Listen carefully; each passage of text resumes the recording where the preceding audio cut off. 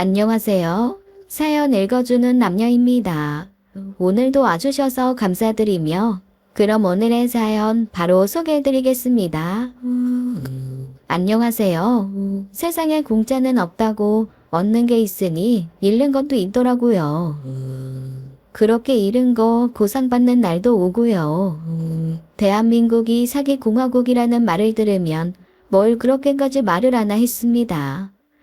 하지만 누군가의 배신을 가까이서 목격하며 제 인생 방향은 완전히 달라지고 말았어요. 저희 집은 그저 평범한 소시민 가정이었어요. 애들은 커가고 사교육비는 점점 늘고 혼자 사시는 시어머니의 요구도 절 힘들게 했네요. 남편 큰 회사 다니고 저 파트타임으로 돈 벌어도 내 식구 사는 게 빠듯하더라고요. 물려받은 재산 없이 그래도 아파트 한 채 겨우 대출 껴서 마련하고 이만큼 사는 것도 실은 선방한 거였습니다. 그런데 시어머니 저희 형편 넉넉한 줄 알고 툭하면 맞벌이 아니냐 말씀하시며 대놓고 요구를 하셨어요. 초복인데 이번에는 능이버섯 넣어서 백숙하는 게 어떠냐? 애들이랑 아범 몸보신도 시켜주고 저번에 누가 사줘서 먹었더니 맛있더라. 능이버섯 안 넣어도 삼계탕 맛있어요. 이번엔 있는 재료로만 하고 나중에 능이버섯 구해볼게요. 저기 있잖아. 뭐 하실 말씀 있으세요? 남들은 저기 그 베트남 다낭인지 어딘지 몇 번이나 간다던데 너흰 계획 없냐? 해외여행이요? 당장은 없어요. 거기 많이 간다고 하더라고요. 가면 한국 사람들 바글바글하다고. 그래. 너도 아는구나. 이번에 내 친구, 그 송도에 사는 친구 말이다. 생일 기념으로 아들, 딸, 손자, 손녀 다 해서 거길 다녀왔는데 그렇게 좋았다고 자랑을 하질 않니? 애들도 해외여행 가고 싶다고 하지 않어? 애들은 뭐 2년 전에 친정 있는 괌에 다녀왔잖아요. 그건 그거고 우리도 거기 한번 가보자. 친목계 개원들 다 한 번씩 베트남 가봤다고 말을 못했는데 나만 꿀먹은 벙어리처럼 있을라니 좀 그렇더라. 아범이랑 얘기해보고. 알았지? 갑자기요? 우리 어머님 성격 활달하셔서 친구분들 많으셨는데 문제는 남들 하는 건 다 해봐야 하는 분이었어요. 세탁기도 일반형 잘 돌아가는데 드럼 쓰고 싶다. 요새 문지방 있는 집이 어디 있냐. 걸려서 넘어지니까 인테리어를 다시 해달라. 요구사항도 그때그때 다채로웠죠. 이번에는 베트남으로 여행을 가자고 갑자기 그러시는 거였어요. 계획 없이 턱턱 떠날 만큼 여유 있는 상황도 아니어서 남편에게 투덜댈 수밖에 없었습니다. 우리가 뭐 요술램프도 아니고 어머님이 뭐 해놔라 하시면 척척 내놔야 돼? 허리띠 졸라매도 어려운 판에. 우리 어머니 왜 부르시지? 무슨 베트남 여행이야 갑자기. 올겨울 아니 내년 봄에 생각해 보든지. 아니다. 어머니 혼자 사시라고 해 친구분들이랑. 우리 네 식구랑 어머니까지 하면 돈이 얼마야. 봄날 삼계탕 먹는 자리에서 그 얘기가 나왔습니다. 남편이 정 가시고 싶으시면 친구분들이랑 가시라고 돈 보태드리겠다고 했더니 어머니 버럭 화부터 내시더라고요. 친구들은 다 가봤다니까. 걔네 다 자식들이랑 가봤다고 안 그랬어? 애미 넌 내 말을 어디로 들은 거야? 싫다. 됐어. 왜 화부터 내세요? 나중에 차차 얘기하고. 일단 삼계탕 마저 드세요. 이 사람이 땀 뻘뻘 흘리면서 끓였다고요. 곁에서 남매는 맛있다고 후루룩 신나게 먹고 있었습니다.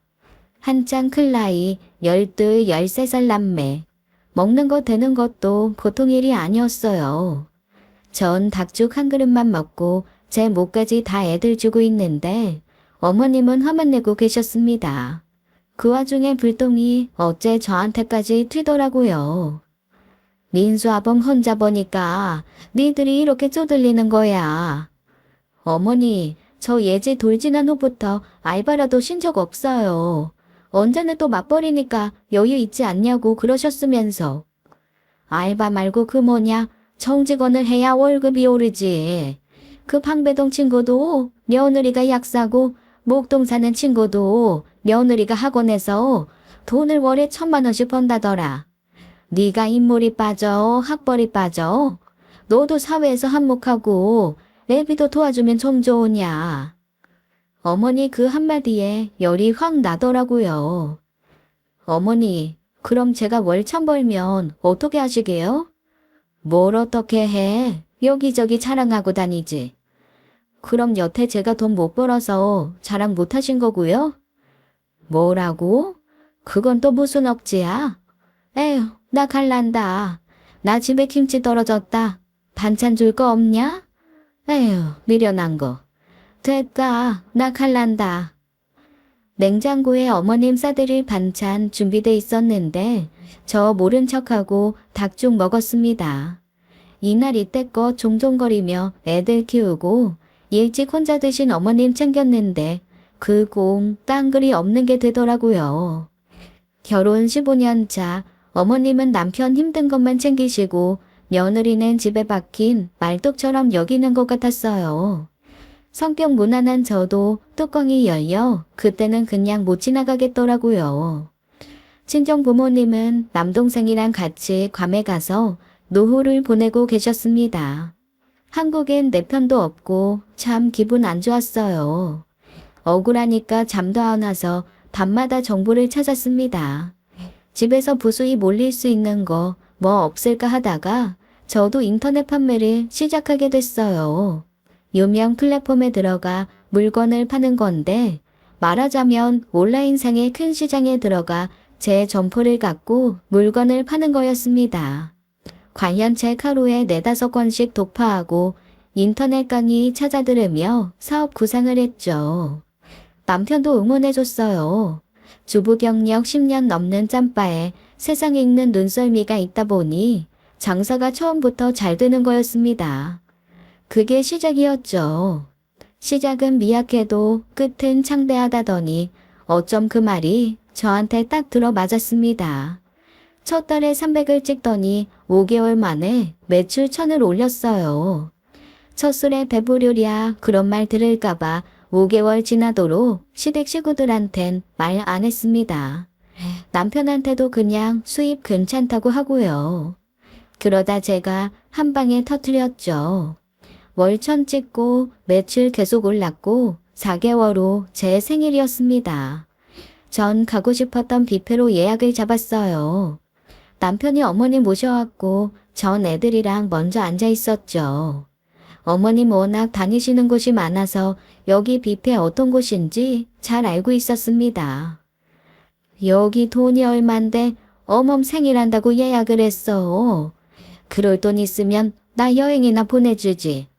아범아, 네가 큰 돈 쓰는구나. 어머니, 잘 들으세요. 며느리가 자기가 쏘겠대요. 여기 내 돈은 한 푼도 안 들어갔어. 뭘 알고 알아들으세요. 남편이 그러자 시어머니 더 인상을 쓰셨어요. 왜 아껴 쓰지 않냐고 씀씀이 해퍼서 어떡하냐는 거였죠. 남편은 옆에서 실실 웃기만 했어요. 제 수입 남편은 이미 알고 있었거든요. 그 사람 케이크 꺼내놓고 초에 불 붙이며 싱글벙글 하고 있었습니다. 어머니, 마음 푹 놓고 드세요. 어머님 친구분들이 며느리 자랑한다고 하셨죠? 직업 좋고 돈 잘 번다고요. 이제 어머님도 하셔도 돼요. 저 사업으로 월 1,000만 원 찍은 지 몇 개월 됐어요. 그러니까 여기 음식 많이 드세요. 돈 걱정하지 마시고요. 어머님 너무 놀라셔서 말을 못 하시더라고요. 저만 한참 보시더니 다시 물으셨습니다. 월 1,000? 1,000원 아니고 1,000만 원? 애비야, 얘가 지금 무슨 얘기를 하는 거냐? 뭘 그렇게 놀라세요. 어쩌다 그런 거 아니고 사업 계속 잘 돼서 문고 뜰새 없이 맛봐요. 몰라셨죠? 하긴 나도 놀랐으니까. 여보, 생일 축하해. 어머니는 너무 놀라셨는지 한동안 말씀도 없으셨어요. 어머니, 케이크는 나중에 드시고 맛있는 거 가져다 드세요. 얘들아, 많이 먹어. 여기 맛있는 거 엄청 많아. 그때까지도 어머니 어떻게 해야 할지 모르시는 눈치였어요. 아들보다 돈 잘 버는 며느리는 사시면서 단 한 번도 상상해 보지 않으셨던 거였겠죠. 전 뿌듯하기도 하고 제 자신이 자랑스러웠습니다. 몸에 좋은 약이 입에 쓰다고 어머님 구박에 사업 시작한 거 너무 잘했다 싶더라고요. 어머님 집에 모셔다 드리는데 그제야 이런 말씀을 하시더라고요. 그래. 이제야 내가 정신이 좀 든다. 그러니까 우리 며느리가 사업가가 됐다. 월에 1,000만 원은 우습게 번다 이거지? 어휴, 어쩜 이렇게 고마운 일이 다 있니? 어머님, 1,000만 원 우습게 버는 건 아니고요. 그래서 제가 정신없이 바빠요. 김치랑 반찬 전처럼 못 해드렸죠. 앞으로도 아마 그럴 거예요. 저 사 먹는 데서 가끔 보내드릴게요. 이해해주세요. 그럼 그깟 김치가 대수냐? 이래야지. 사업하는 사람이 바쁘지. 어머님 집에 내려드리고 집에 오는데 기분 참 묘하더라고요. 그렇게 돈 못 번다고 괄시하시더니 김치가 대수냐고 하시는데 사람 성공하고 볼 일이었습니다. 그렇게 제 인생 2막은 멋지게 시작되고 있었어요. 2년 후 남편은 회사를 그만두고 저처럼 사업을 시작했어요. 솔직히 남편은 그냥 회사를 다녔으면 했습니다. 사업이란 게 매일 잘 된다는 보장도 없고 부부 중 한 사람은 월급 받는 게 안정적이니까요. 하지만 남편은 제가 돈 버는 거 보더니 회사 생활을 견디기 힘들어 하더라고요. 개구리 올챙이적 생각 못 한다더니 남의 밑에서 일하는 거 지긋지긋하다나요? 퇴직금 받아 그걸로 사업하고 싶다고 절 몇 개월 동안 졸랐죠. 그럼 내 일을 돕겠냐고 물었더니 그건 아니래요. 나 내 쇼핑몰 따로 만들고 싶어. 당신한테 노하우 있으니까 나 좀 도와줘. 부부끼리 도우면 좋잖아. 그냥 나처럼 시작하면 안 돼? 플랫폼에 입점해서 차근차근 매출 올리면 되잖아. 그게 위험 부담도 적고. 나도 나름 공부했어. 둘 다 똑같은 방식으로 사업하는 거 장점만 있는 거 아니잖아. 대표님, 여보야. 내 뜻대로 해볼게 도와줘. 나 그동안 회사 열심히 다녔잖아. 허락해 주라. 결국 남편은 회사 관두고 자체 쇼핑몰을 만들었습니다. 남편은 회사에서 받은 퇴직금을 자기가 만든 쇼핑몰에 모두 투자하기 시작했어요. 물론 조언을 해줬어요. 퇴직금 몽땅 쓰지 마라. 처음 하는 사업인 만큼 새 나가는 돈 있을 거라고요. 하지만 남편은 말끝마다 저만 믿는다면서 자기 하고 싶은 대로 사업을 벌여나갔습니다. 전 시간이 지날수록 남편의 사업 방식이 마음에 들지 않았어요. 이건 사업하는 분이 아니더라도 이상하실 거예요. 남편은 물건을 도매로 떼어와서 사무실에 쌓아두고 판매를 했는데 문제는 마진을 거의 남기지 않았습니다. 처음 그 사실을 알고 엄청나게 놀랐어요. 남편은 사업이 처음이었고 매사 저한테 도와달라면서 막상 하는 짓은 자기 마음대로였죠. 왜 마진을 안 남겨? 뭐가 남아야 인건비에 사무실 임대료, 택배비도 될 거 아니야. 무조건 싸게 팔면 장땡이야? 당신 이렇게 일하는 거 나 솔직히 하나도 이해 안 돼. 벌리기만 벌려놓고 이게 뭐야. 이미 온라인 마켓 포화 상태고 다 단골들 있잖아. 중성 고객 모으려면 이게 나아. 똑같은 물건인데 가격이 제일 싸고 좋아. 그럼 안 올 수 있어? 일단 이렇게 고객부터 모을 거야. 좀 지켜봐줘. 이렇게 좀 하다가 안 되면 당신 말 들을게. 어? 남편은 자기 고집대로 밀고 나가더라고요.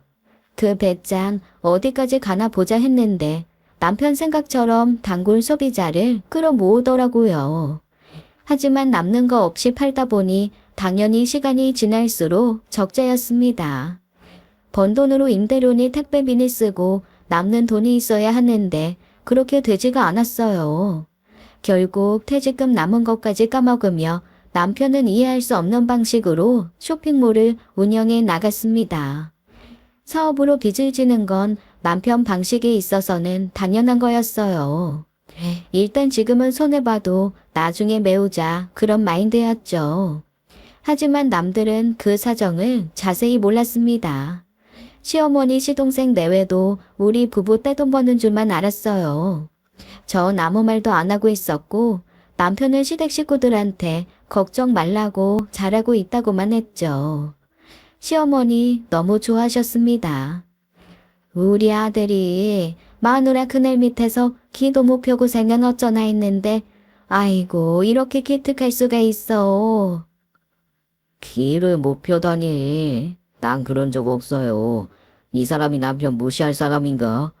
암튼 우리 집은 걱정을 마시라 이거예요. 그래. 내가 늙음하게 자식 덕분에 호강을 아주 푸지게 하겠구나. 어멈도 너무 네 남편 무시하지 마라. 혹시 아니? 내 아들이 기라성 같은 회사 회장님이 될지. 네, 그러면 저도 정말 좋겠어요. 일단 지금 뒤로 나가는 돈이라도 저 사람이 수습하면 좋겠는단 말이에요. 너무 김칫국 마시지 마세요. 나중에 실망하시면 어쩌려고요. 찬물을 끼얹는 제 얘기에 순간 화기애애한 분위기가 얼어붙었었죠. 그렇지만 제가 틀린 말 한 건 아니었어요. 어머님은 저보고 잘난 척한다고 돈 좀 버니까 눈에 뵈는 게 없냐고 펄펄 뛰셨습니다. 남편은 저한테 입 조심하라고 옆구리를 쿡쿡 찌르고요. 앞으로 어쩌려고 그러는지 잊지는 장사 어떻게 수습할지 생각하면 속이 답답했어요. 남편이 조금 변했다고 생각한 게 그쯤이었습니다. 남편 회사 다닐 때 20년 가까이 근속하던 사람이었어요. 성실, 책임, 이 두 단어로 설명 가능한 사람이었습니다. 그런데 제가 큰돈 벌고 사는 형편 눈에 띄게 좋아지니 사람이 조금씩 달라지더라고요. 남들한테 자랑하는 것도 싫어하더니 지금은 그 반대고요. 친구들 부부 동반 모임 있었는데 그때도 나가서 자랑을 그렇게 했어요. 제 자랑 같지만 가만히 들어보면 결국 와이프 잘 만난 자기가 잘난 덕분이라는 거죠. 그러니까 들어봐. 나 결혼할 때 이럴 줄 알았어? 1년에 억대로 버는 만화님 모시고 살 줄 알았냐고. 운이 좋은 것도 있지만 내가 사람 보는 눈이 있는 거지. 잘났다 그래. 이 재수씨 어쩌면 그렇게 사업을 잘해요.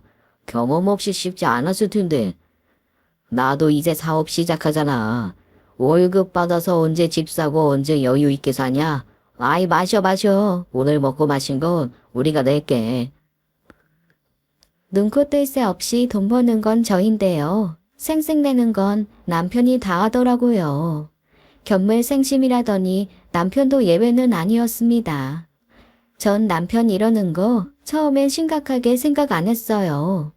그런데 사업 벌이며 이 사람 하는 짓을 보니까 머리에 뭐가 들었나 싶은 순간이 있더라고요.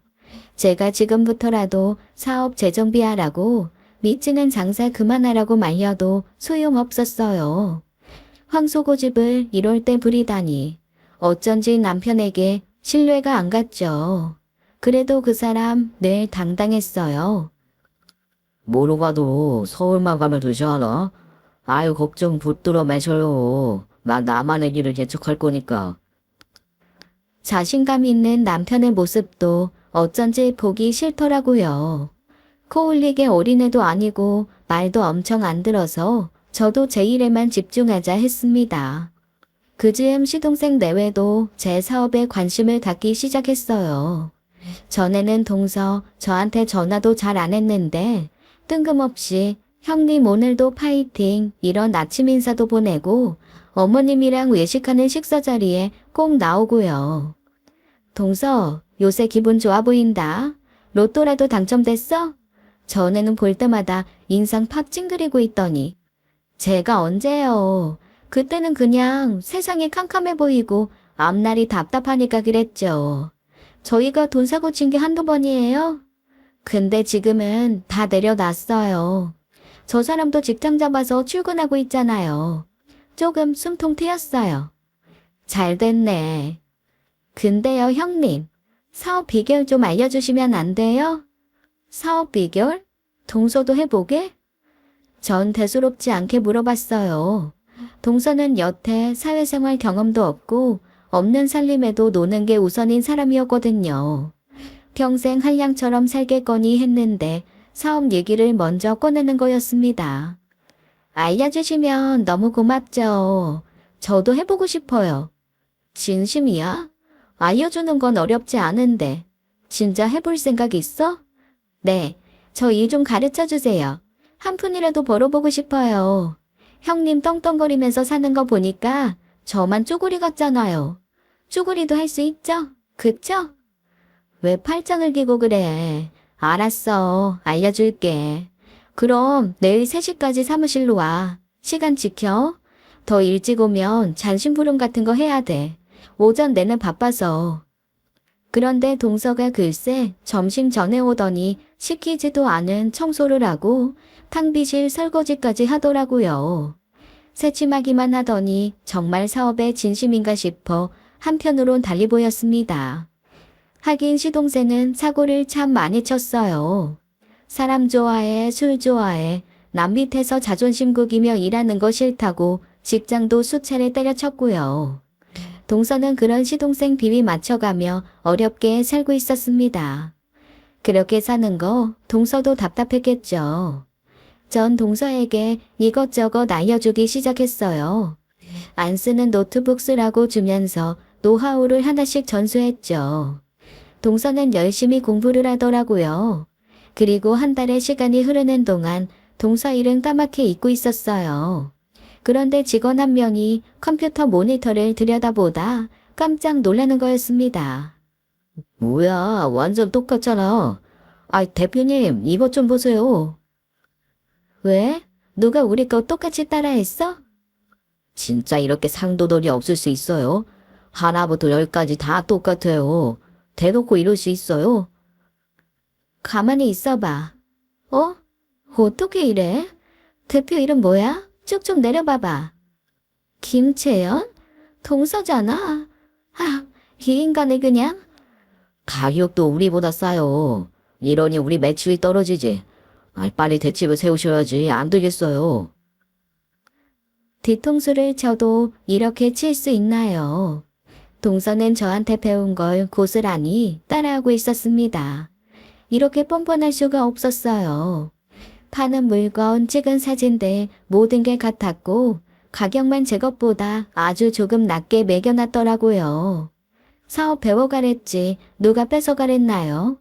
동서가 그렇게 해놓은 바람에 제 고객까지 줄었던 거였습니다. 전 분노했고 참지 않기로 했어요. 당장 동선에 불러 따졌죠. 근데 이 사람들 반응이 아주 어이가 없더라고요. 너무 뭐라고 하지 말아요, 형수. 우리도 살려고 그런 거니까. 해도 적당히 따라했어야죠. 난 정말 이럴 줄 모르고 내 고객까지 강탈해 가는 게 어디 있어요? 강탈이라뇨? 저희가 같은 물건 더 손해보고 파는데요, 뭐. 어떻게 똑같은 아이템을 사진도 판에 박은 것처럼 똑같이 해서 팔아. 남한테도 그런 짓은 안 하겠다. 말이 심하네, 형수. 우리도 먹고 살려 그런 건데. 아, 하프위까지 받아줬으니 이제 됐죠? 정말 가족끼리 적당히 좀 해요, 좀. 이젠 우리도 우리 마음대로 할 겁니다. 동선회 때문에 궁든 탑이 와르르 무너지는데 화병이 다 나겠더라고요. 하지만 이대로 쓰러질 제가 아니었어요. 동서가 빼앗아간 제 아이템 슬슬 하얀새였습니다. 그리고 전 고민 끝에 새로운 아이템을 붙잡았어요. 새로운 아이템 발굴했고 과감하게 뛰어들었죠. 물론 동선회에는 한마디도 안 했어요. 어차피 말해봤자 대신만 당할 게 뻔했으니까요. 도리도 모르는 사람 도와줄 필요 없잖아요. 아니나 다를까 몇 개월 뒤 동서가 앓는 소리를 하며 전화를 해왔습니다. 형님, 요새 좀 어떠세요? 장사 잘 되세요? 왜 그런 걸 물어? 나 망하라고 고사 지내던 사람 아닌가? 무슨 말씀을 또 그렇게 섭하게 하세요. 무섭게. 무서워? 눈 뜨고 코 베인 사람이 뭐가 무서워? 착한 사람, 코 베어간 사람이 진짜 무서운 거지. 형님은 무슨 말을 못하게 해. 눈치를 보니 동서는 끝물인 아이템만 붙잡고 끙끙대고 있었어요. 유행에 한참 늦은 바람에 빚만 지고 있었죠. 초반에 장사 좀 된다고 물건을 잔뜩 사놨는데 그걸 판매도 못하고 껴안고만 있었어요. 결국 동서 사업은 크게 기울었고요. 시간이 지날수록 빚은 눈덩이처럼 불고 둘이 어쩌지 못하니까 시동생도 슬금슬금 저한테 연락을 해오더라고요. 형수님, 저희 좀 도와주세요. 아주 죽겠어요. 내가 왜요? 다 알아서 한다면서요.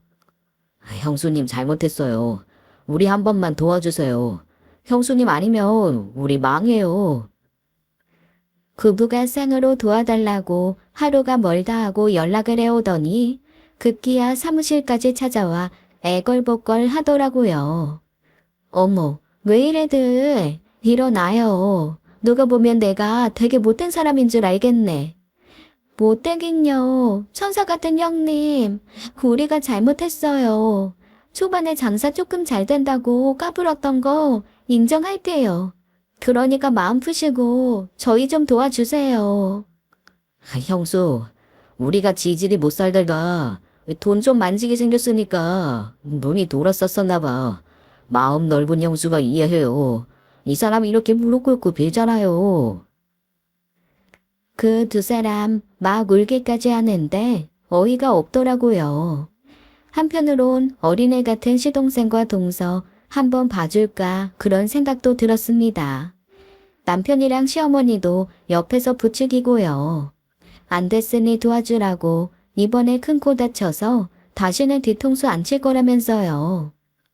저렇게까지 하는데 당신이 좀 봐줘. 불쌍하잖아. 정말로 내 인생도 피곤하다. 동서, 일어나. 눈물 닦고 진정해. 얘기 좀 하자. 할 수 없이 전 대승적 결단을 내렸습니다. 돈으로 갚아주는 건 못한다. 한 푼 두 푼 벌어서 갚으라고 했어요. 전 동선의 사업체까지 껴안아 하나로 만들고 동서를 직원으로 뒀습니다. 이번엔 동서 눈빛부터 다르더라고요. 사업으로 큰 빚 얻어 마음고생하더니 철이 들었는지 제 말도 그렇게 잘 듣고 싹싹하게 구는데 솔직히 많이 놀랐습니다. 한번 망할 뻔한 거 살려줬더니 세상에 이런 의리녀가 없었어요. 형님, 출근하셨어요? 가방 이리 주세요. 이렇게까지 안 해도 돼. 내가 한다니까. 물에 빠져 숨 꿀딱꿀딱 넘어가는 사람 구해주셨는데 이런 것쯤이야 껌이죠. 못 말린다. 너무너무 감사해요, 형님. 형님 옆에 딱 붙어 있으니까 좋은 일만 생기는 거 있죠? 형님이 나한테 귀인이에요. 그만해. 비행기 너무 태워서 어지럽다. 그런데 복병이 있었습니다. 시동생은 저랑 일하는 거 별로 안 좋아하더라고요. 같이 출근했는데 사무실에 있는 건 동서고 시동생은 코빼기도 안 보였죠. 형수, 나는 형이랑 일하는 게 맞겠어요. 왜요? 제대로 일해보지도 못했는데. 그냥 좀 불편하기도 하고 형이 마침 같이 일하자고 하더라고요. 뭐 혼자보다는 둘이 낫지 않겠냐고. 무슨 꿍꿍이인가 싶었습니다. 그때까지도 남편은 제가 말리는 방식으로 믿지는 장사하고 있었고 퇴직금은 다 날려먹은 지 오래였죠. 솔직히 전 남편 폐업이 임박했다고 생각했어요. 동서는 불안해하더라고요. 저는 이를 투명하게 똑부러지게 하는데 남편은 그때그때 주먹구구식으로 하니까 동서 눈에도 어설프게 보였었나 봐요.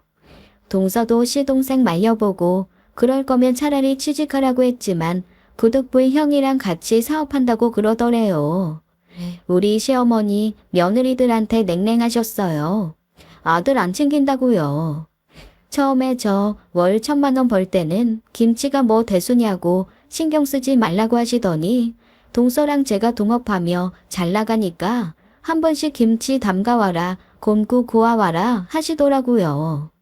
그거 해서 가면 당신 드시는 거 아니고 아들들 불러 밥해 먹이셨습니다. 동서랑 저 그거 다 알면서도 모른 척 했어요. 집안의 평화는 돈으로 어느 정도 유지되더라고요. 어머님 댁에 도우미도 보내드리고 생신이나 명절 때는 옷 사드리고 여행도 보내드렸죠. 그러니 대놓고는 말 못하시고 바쁜 며느리들, 외조해야 할 처지에 놓인 아들들만 그렇게 챙기셨습니다.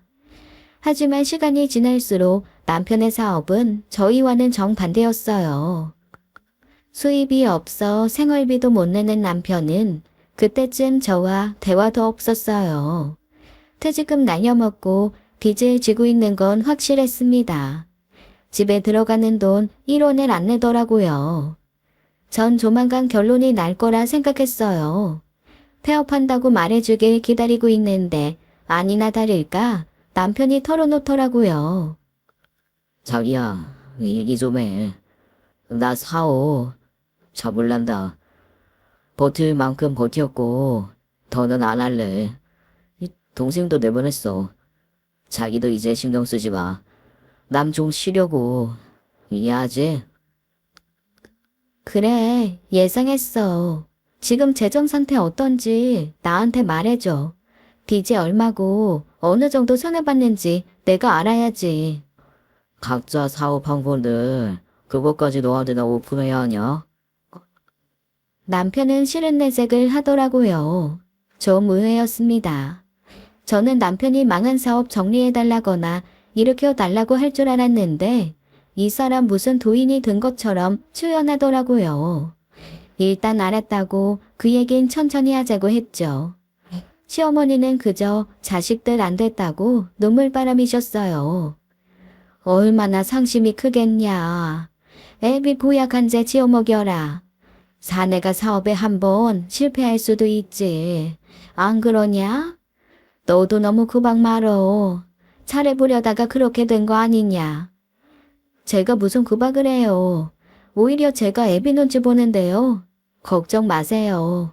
그리고 애비 나이가 몇 살인데 어머니 그렇게 전전긍긍하세요. 자식은 60, 70이 먹어도 자식이야. 구순된 어미가 칠순된 아들 차조심하라고 잔소리하는 게 어미 마음이라고. 너도 자식 키우면서 그렇게 냉정하냐? 제가 사업 시작한 이후 어머님 저한테 냉정하다, 차갑다, 독하다 소리까지 하셨어요. 어느 정도는 맞는 말이었습니다. 저 사업 유지하면서 성격이 좀 변하기도 했거든요. 어설프게 결정 못하고 우물쭈물하면 그게 다 돈으로 손해로 이어지니 그렇게 되죠. 전 남편에게 용돈을 좀 넉넉하게 줬습니다. 그동안 스트레스 받고 힘들었으니까 마음 편히 좀 쉬라고요. 사업 잘 돼서 바빠서 힘든 건 그나마 낫잖아요. 신바람도 나고요. 하지만 매일같이 팔이 날리고 돈 걱정하는 게 얼마나 피말리는 일인가요. 벌려놓은 일 폐업 결정하기까지도 수많은 고민과 눈물이 있었을 테고요. 저한테 자존심도 상했을 거라고 생각했습니다. 무슨 돈을 주고 그래. 이걸로 나가서 깎아 사 먹으라고? 그거 적은 돈 아니잖아. 왜? 모자라?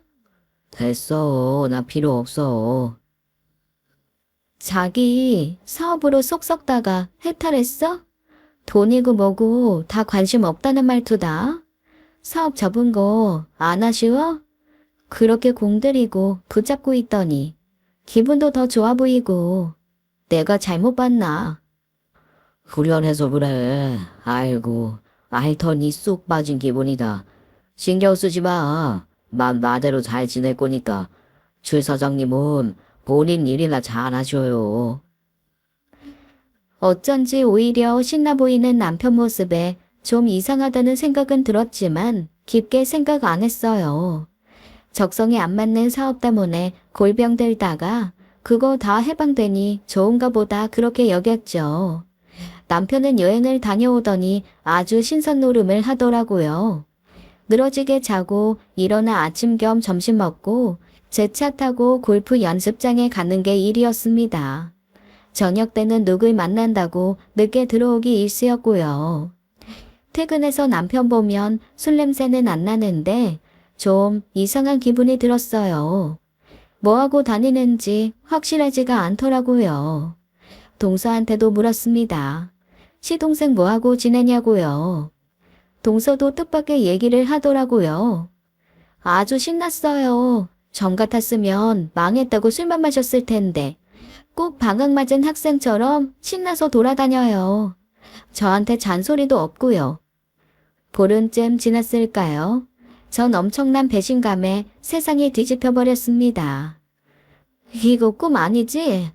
나 모르게 이런 짓을 해? 어떡해, 어떡해. 일을 이렇게까지 버려. 남편과 시동생은 사기죄 명목으로 고소고발을 당한 상태였어요. 그걸 우연히 제가 알게 된 상황이었고요.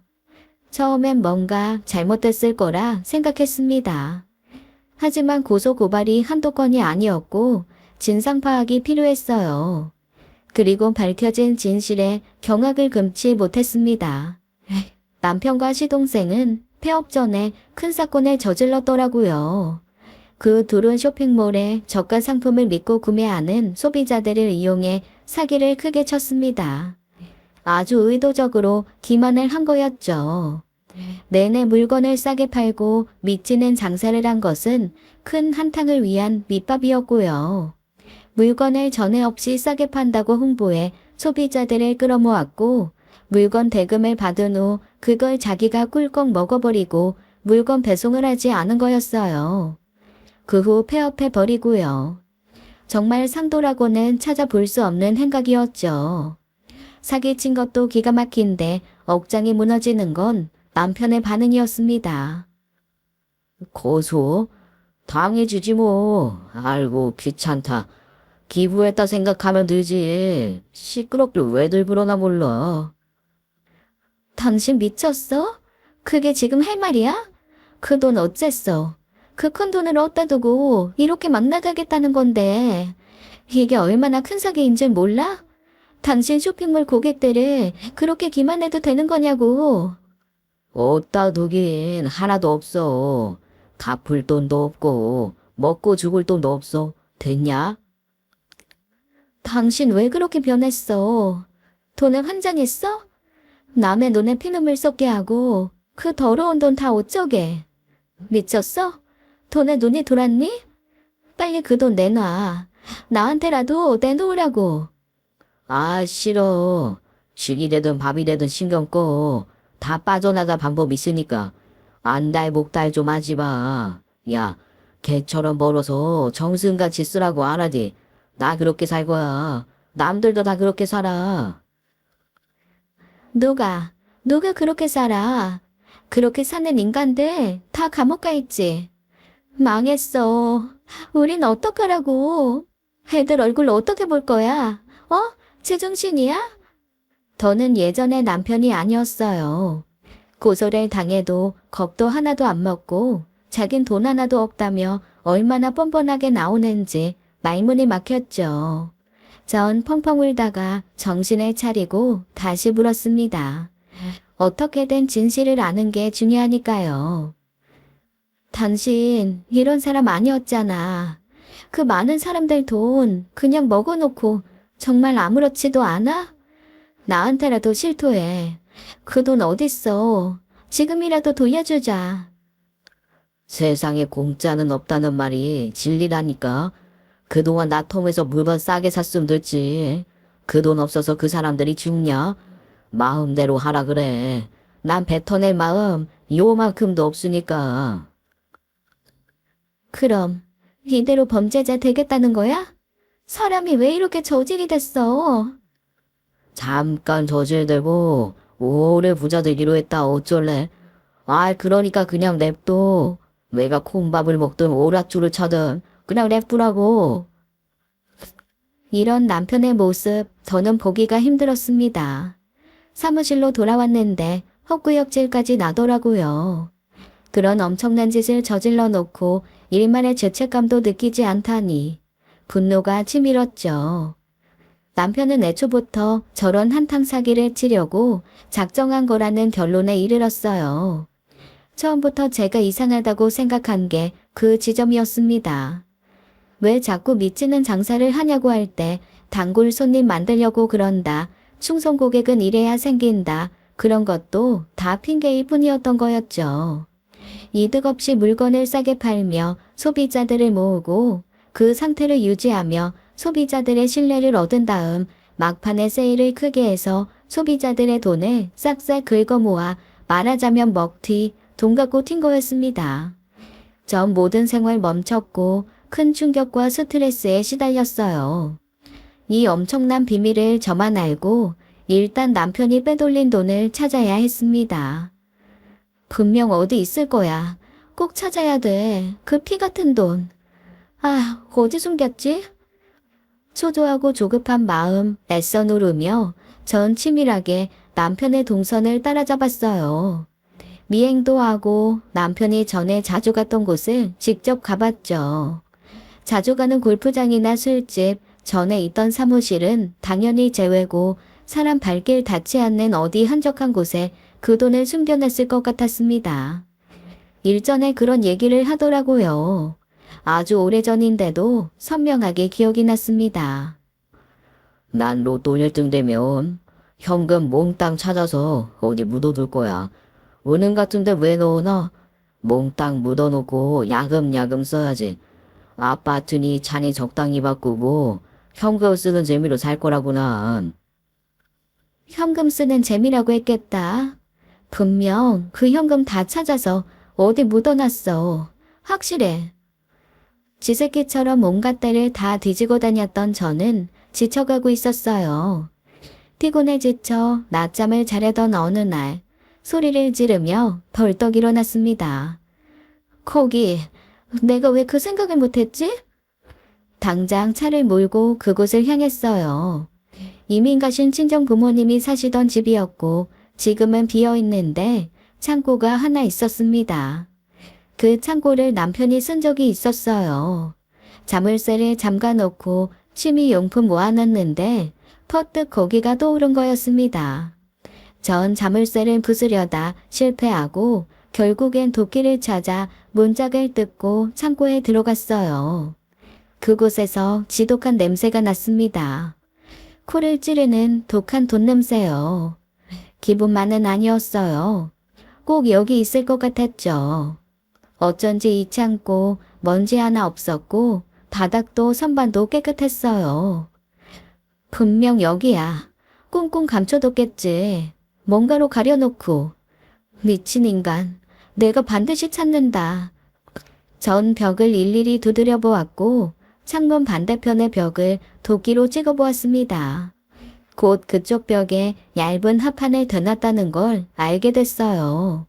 합판은 곧 무너졌고 흙바닥이 드러났습니다. 정신 나간 여자처럼 그 흙바닥을 팠어요. 혹시라도 남편이 오면 모든 일이 허사로 돌아가기에 죽을 힘을 다해 흙을 파냈고 결국 그걸 보게 됐죠. 돈이잖아. 찾았어. 땅에 묻어둔 현금, 돈다발이 눈에 들어왔습니다. 그 수많은 지폐를 보는데 눈물이 왈칵 쏟아졌어요. 제 예상은 들어맞았습니다.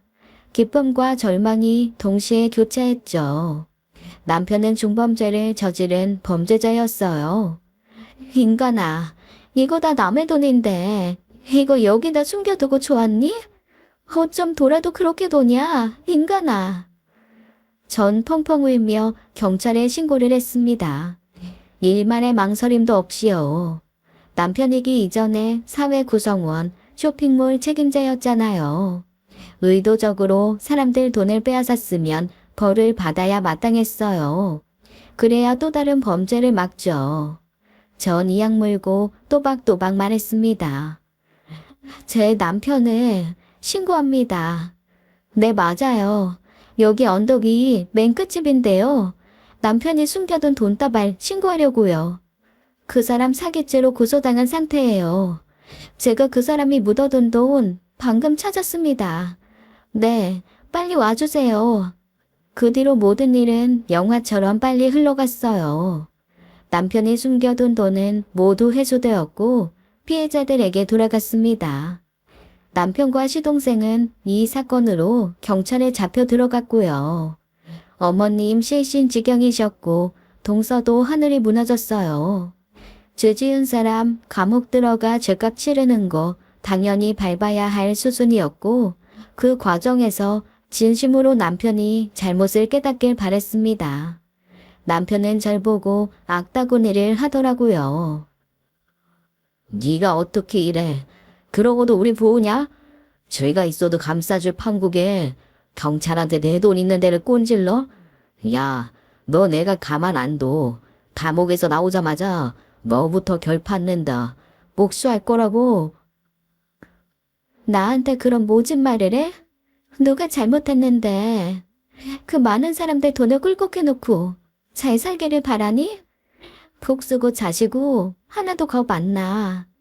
내가 진짜 겁나는 게 뭔 줄 알아?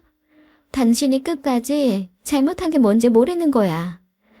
제발 우리 애들한테 부끄러운 아빠 되지 마. 그게 내 소원이야. 하나밖에 없는 서방 감옥 신세 지게 하고 넌 잘 될 것 같아? 그래, 난 걱정하지 마. 사람이 양심적으로 돈 벌 생각을 했어야지. 진심으로 반성이나 해.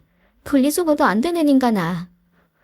남편과 시동생은 둘 다 징역 3년형을 선고받았어요.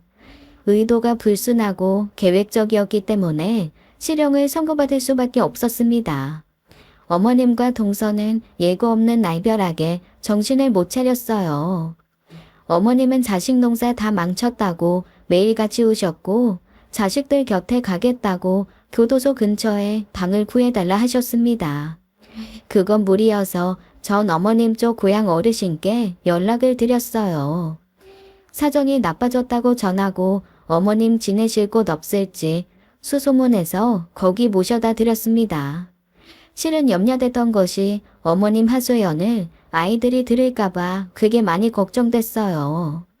감옥행 예정된 남편한텐 다시 없을 악처처럼 굴었지만 그리고 사기당한 피해자를 생각하면 이게 옳았지만 개인적으로 힘든 건 어쩔 수가 없었습니다.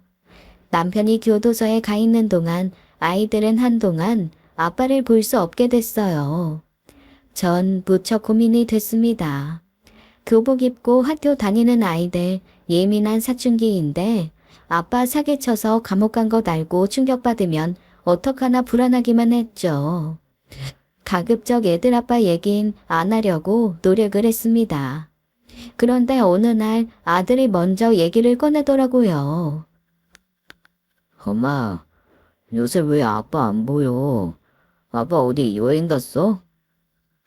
어? 아빠 다시 회사 들어갔어. 사업하기 힘들다고. 실은 아빠 해외 나갔어. 취업한 데서 일이 급하다고 하루라도 빨리 나가라잖아. 원래는 금방 들어와서 너희랑 작별 인사 하려고 했는데 쉽게 못 들어오나 봐. 무슨 그런 회사가 다 있어. 가족들이랑 인사할 시간도 안 줘? 워낙 시일이 촉박한 공사라 아빠가 빨리 들어가 봐야 했대.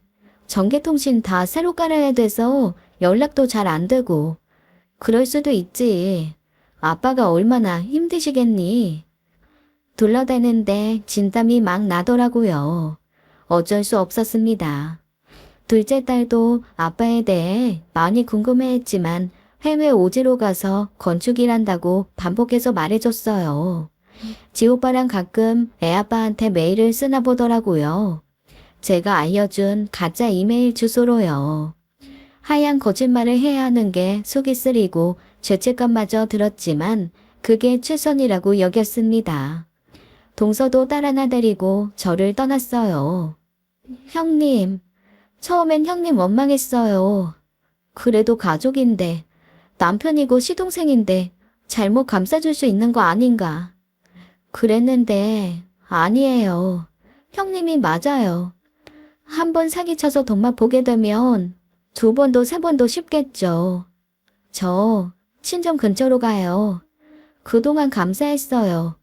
연락 나중에 드릴게요. 저도 마음 좀 추스르고요. 그래, 애썼어 동서. 힘든 일 있으면 연락해. 뜨겁게 포옹하고 동서와도 헤어졌습니다. 정말 씁쓸하기 짝이 없었어요. 저도 남모를 상처 묵묵히 추스르며 생활을 이어나갔습니다. 당시 두 아이들 중학생이었어요. 3년이 언제 지나가나 했는데 애들 키우고 정신없이 일하다 보니 또 금방이더라고요. 그 사이 큰아들은 고3이 됐고 공부 잘해 수능도 결과가 좋았습니다. 대입원서 준비하며 겨울을 맞이할 때였어요. 전 내심 마음의 준비를 하고 있었습니다. 남편이 출소할 날이 다가오고 있었으니까요. 감옥에서 나와 애들을 먼저 찾을지 고향에 계신 어머니를 찾을지 알 수 없었습니다. 그 사이 전 남편에게 편지 한 장 하지 않았어요. 그만큼 남편이 밉기도 했고 감옥에서 진심으로 반성하고 새삼 살 수 있는 인격으로 나오길 바랐죠. 그날은 유달리 추웠어요. 몸이 안 좋아 일찍 퇴근하고 주차를 하는데 행색이 허름한 낯선 남자가 불쑥 제 앞에 나타났습니다. 전 뒷걸음질 치며 소리를 질렀어요. 누구야? 나다. 그 신발이야? 네 서방이라고. 언제 출소했어? 나 미사. 야, 어려서 동태될 지경이야. 애들은 집에 있어? 둘 다 아직 안 왔어. 들어가, 밥이나 줘. 남편은 눈빛에 도끼가 가득했어요. 제 바람은 헛된 것이었다는 확신이 들었죠. 남편은 결코 좋은 마음으로 절 찾아온 게 아니었습니다. 아이들이 보고 싶은 마음도 있었겠죠. 하지만 절 향해선 억울함만 있는 게 눈에 보였어요. 집에 들어가자 남편 커피부터 달라고 하더라고요. 고생이 많았는지 얼굴이 말이 아니었습니다. 거칠하고 말랐더라고요. 저도 침통한 마음에 커피를 어떻게 탔는지 모르겠어요. 커피를 주니까 앉아보라고 하더라고요. 나 없이 잘 먹고 잘 살았냐? 그럼 애들 있는데 어떻게든 살아야지. 당신 교도소 간 거 애들은 지금까지 몰라. 내가 그 말을 믿을 것 같아? 네가 남편 쳐넣어 놓고선 자해도 감췄댔다. 어떻게 네가 그럴 수 있어? 다른 사람도 아닌 아내가 어떻게 남편을 신고해? 3년 동안 수십만 번을 생각했어. 내가 네 입장이면 어땠을까? 난 아니야. 네 험을 감싸줬지. 너처럼 냉정하고 신고하고 감방 안 보내. 그래서 더 우울해보라고. 맥이 탁 풀리더라고요. 남편이란 인간은 여전히 저를 징역살이의 화근으로 여기고 있었습니다. 자신이 속인 수많은 사람들한테 취득한 부당한 돈을 숨긴 게 문제인데 그 본질을 여전히 외면하고요. 당신 그때 일 덮고 잘 먹고 잘 살았으면 지금 어떻게 됐을까? 아마 더 큰 사기 치고 있을걸? 처음으로 만족 못하고 죽을 때까지 남 등쳐먹고 살았을 거야. 나라고 속이 편했을 것 같아? 애들한테 거짓말하고 어머니 동서 하소연 들어주고 그래도 한 가닥 희망은 있었어. 당신이 저지른 죄 반성하고 나올 거란 한 가닥 희망 말이야. 그런데 아니네. 여전하네 당신. 남편은 절 죽일 듯이 노려보더라고요. 그러면서 하는 말이 같이는 죽어도 못 사니 깔끔하게 이혼하고 살 곳을 만들어내래요. 그리고 매달 생활비도 달라는 거였습니다. 기도 안 차는 요구였어요.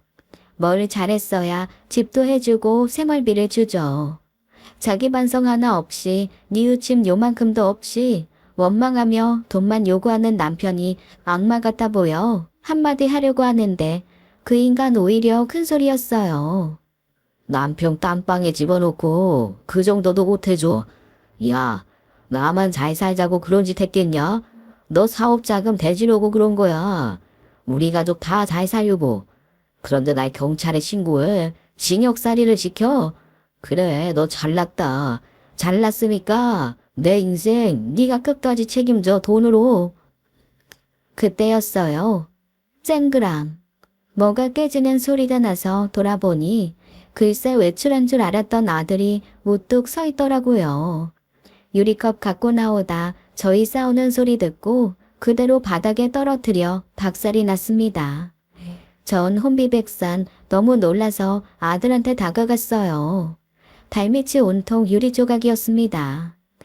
나오지 마. 거기서 한 발짝도 움직이면 안 돼, 아들. 도로 방에 들어가. 치우면 그때 나와. 그런데도 아들은 넋이 나간 것처럼 남편 곁으로 오더라고요. 유리에 찔린 발에서는 피가 배어나왔습니다. 아들은 이렇게 말했어요. 이게 다 무슨 얘기야? 아빠 교도소에 있었어요? 3년을? 그것도 사기죄로? 남편 역시 놀라 뒤로 넘어갈 지경이었습니다. 3년 만에 만난 아들은 더 이상 어린애가 아니었어요. 키가 훌쩍 크고 어깨가 넓은 청년이었습니다. 그런 아들의 눈이 이글거리고 있었죠. 아버지에게 진실을 말하라고 독촉하고 있었어요. 아버지가 그러니까. 남편은 아들의 눈을 피해 허공을 바라보다 목을 잡고 컥컥거렸습니다. 말이 안 나오는지 당황하는 눈치였어요. 왜 아니라고 말을 못해요? 어쩐지 이상하다 했어. 답장으로 오는 메일도 엉성하고 그거 아빠가 쓴 것도 아니었어. 무슨 일 있을 거라고 생각은 했지만 설마 아버지가 교도소에 있을 줄은 몰랐어요. 꿈에도 몰랐다고. 진정하고 엄마 말 들어봐. 어? 그리고 너 발에서 피나. 아버지, 말해보라고요. 정말 사람들 돈 떼먹어서 감옥 갔어요. 그래놓고 엄마한테 신고했다고. 지금 돈 내놓으라고 협박하는 거야. 왜 그러는데요 도대체? 아들은 울부짖으며 눈물을 흘렸어요. 저는 황급히 약산자를 꺼내와 아들의 발을 응급처치해주려 했습니다. 하지만 아들은 몸에 상처 따위 아랑곳하지 않았어요. 깊은 마음의 상처로 다른 아픔은 느껴지지 않는 것 같았죠. 남편은 주눅이 들어 겨우 한마디 하더라고요.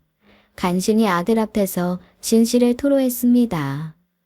그래 사실이야. 아버지가 큰 잘못을 했다. 그래서 집에 3년 동안 못 왔어. 미안하다 아버지가. 남편은 더 이상 견디기 어려웠는지 울기 시작했습니다. 울부짖으며 벽에 머리를 찍더라고요. 아들은 남편을 말리며 이렇게 말했어요. 왜 그랬어요 왜? 징역까지 살았으면 반성하고 나왔어야지. 왜 엄마를 협박하는 건데? 엄마, 우리 키우는 거 쉽지 않았어. 이런 사정 모르고 아빠 찾고 엄마한테만 화내고 투정도 부렸다고요. 하루아침에 없어진 아빠에 대해서 엄마는 단 한 번도 나쁜 얘기한 적 없어. 근데 왜 엄마를 협박해? 그깟 돈이 뭐라고 사람을 속이고 엄마까지 괴롭히면 돼요. 아버지가 잘못했다. 정말 잘못했어. 남편은 아들의 호소에 큰 절망감을 느꼈는지 그 자리에 주저앉았습니다. 남편은 자식 사랑만큼은 남들 못지 않았어요. 특히 큰아들은 신생아 때부터 참 많이 예뻐했었죠. 아들은 눈물을 그치지 못했습니다. 오랫동안 보지 못한 아버지에 대한 그리움은 묻어둔 채 이 충격적인 상황을 이해하는 게 우선이 돼버렸죠. 저도 울며 아들의 발을 응급처치해줬습니다. 병원에 당장 가야 할 것 같아 아들을 설득했어요. 병원 가자. 너 발 이대로 두면 안 돼. 유리 조각이 얼마나 위험한데. 아버지, 여기서 나가주세요. 아들아, 아버지랑 한 집에 있고 싶지 않아요. 끝까지 아버지는 엄마만 원망했죠. 아니요, 이젠 저도 원망하세요. 그냥 세상 다 원망하면서 아빠만 속 편하게 사시라고요. 안 나가요? 그럼 제가 나갈게요. 다시 찾아오지 마세요. 아들은 그 길로 집 밖으로 뛰쳐나갔습니다. 때마침 지나가는 택시를 붙잡아 타더라고요. 병원으로 가, 제발. 열린 현관문을 통해 집안엔 차디찬 겨울바람이 들이닥쳤습니다. 제 마음도 꽁꽁 얼어붙었고요. 전 남편에게 차갑게 말했어요. 나 병원 가봐야 돼. 당신도 이제 그만 가. 전 지갑에 있는 지폐를 몽땅 꺼내줬습니다. 남편이 원망스러워 진절머리가 쳐졌어요. 이 돈 가지고 가. 당신 감옥에 있을 때 이혼 안 한 건 오늘을 기다려서야. 진심으로 잘못 깨닫고 다시 원래 당신으로 돌아오길 바랬어. 그러면 다시 살까 싶어서. 근데 안 되겠다. 우린 이미 깨진 그릇이야. 아예 박살이 났다고. 남편은 엉엉 울며 현관을 향해 기어가다시피 하더라고요. 미안하다, 전부 다. 끝까지 애들한테 비밀 지켜주고 몰랐어. 설마 그러리라고 정말 몰랐다고. 남편은 이 말을 남기고 집을 나갔어요. 전 부랴부랴 병원으로 가서 아들과 만났습니다. 거기서 아들은 텅 빈 얼굴로 치료를 받고 있더라고요. 둘 다 아무 말 없이 치료받은 후 집에 돌아왔습니다. 딸이 집에 돌아와 바닥을 다 치워놨더라고요. 무슨 일 있었냐고 걱정하며 묻는데 그날은 아무 말도 못하고 지나가야 했어요. 일주일 후 남편에게 연락이 왔습니다. 만나자고요. 꼭 할 말이 있다고요. 그날 우리 집에 왔던 날과는 달랐습니다. 무엇보다 도끼가 빠졌고 넋이 나가 있었어요. 그 사람 진실을 알게 된 아이들 때문에 슬픔에 빠져 있었습니다. 내가 많이 모자랐어. 당신은 그동안 이혼도 안 하고 법적인 부부 유지해줬고 애들도 혼자 다 키웠지. 더구나 애들한테 나 교도소 갔단 말도 안 하고 정말 상상도 못했어.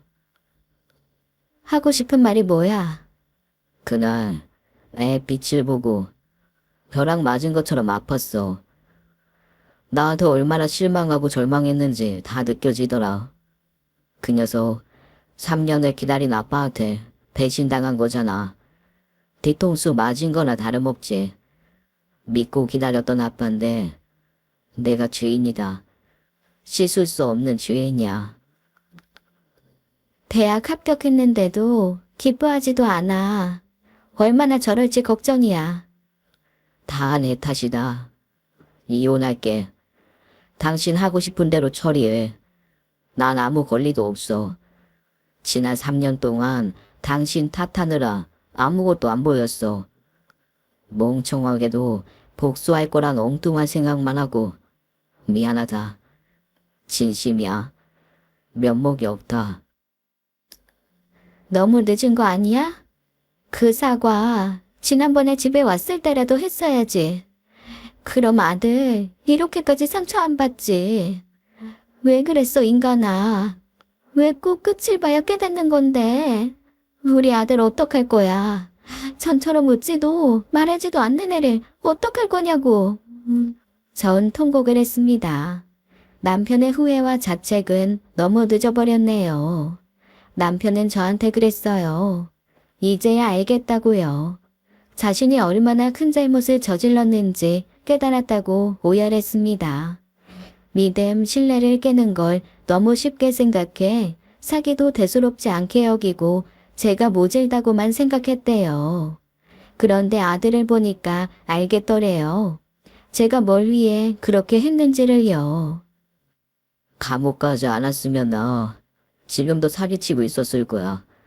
더한 짓도 했을 거라고. 당신 마음 알지도 못하고 끝까지 당신을 원망만 했어. 3년을 당신한테 복수할 생각만 했던 난 모조리 바보 촌치. 그보다 더한 말도 부족해. 앞으로 다시는 나타나지 않을게. 속지 않은 마음으로 살게. 그러니 애들 끝까지 잘 부탁해. 미안하다. 정말 미안해. 남편은 제 앞에 무릎을 꿇으며 눈물의 사죄를 하더라고요. 회한의 감정이 밀어 닥쳤습니다. 언제까지 살지 몰라도 사는 동안은 정의롭고 선하게 사는 아빠로 애들 앞에 당당하게 설 수 있겠어? 그 길 아니면 다른 기회는 없어. 당신이 진정으로 깨닫고 새 사람 됐으면 해. 다시는 유행 부리지 말고 정직하게 살라고. 그럴게. 노력할 거야. 애들 앞에 당당한 아빠로 다시 설 수 있도록 매일 노력할게. 더 무슨 말을 해야 할까? 난 너무 모자리였고 상등신이었다고. 미안하다 진심으로. 남편은 눈물이 범벅이 되도록 울며 도망치듯 그 자리를 떠났습니다. 한참 동안 저도 자리를 뜨지 못했어요. 이혼 서류는 접수하지 않았습니다. 남편이 돌아오길 바래서는 절대 아니에요. 제가 준 마지막 기회, 남편은 어떻게 살아갈까요? 전 혼자 살며 애들 보살필 겁니다. 아들은 조금씩 회복해서 대학 입학한 그해 5월쯤엔 완전히 회복됐어요. 딸도 모든 진실을 알게 됐고 우리 세 식구는 그 이후 더 단단해진 것 같습니다. 간혹 들려오는 남편 소식은 나쁘지 않더라고요. 어머님 시동생과 함께 농사를 짓는다고 들었습니다. 아주 가끔 농산물이 올라오기 시작하네요. 저는 여전히 바쁜 날들을 보내고 있어요. 탄탄한 제 회사는 정직하게 운영 중이고요. 일에 지칠 때는 친정 식구들이 있는 괌에 다녀오곤 합니다. 탁 트인 바다 보며 앞으로 살아갈 날들을 그려보네요. 지금까지 그랬던 것처럼 꼿꼿하고 바르게 정도를 걸으며 살고 싶습니다. 제 사연은 여기까지입니다. 긴 이야기 들어주셔서 감사합니다. 지금까지 사연 읽어주는 남녀였습니다. 끝까지 시청해주신 여러분 감사드리며 저희는 다음 사연으로 돌아올게요. 감사합니다.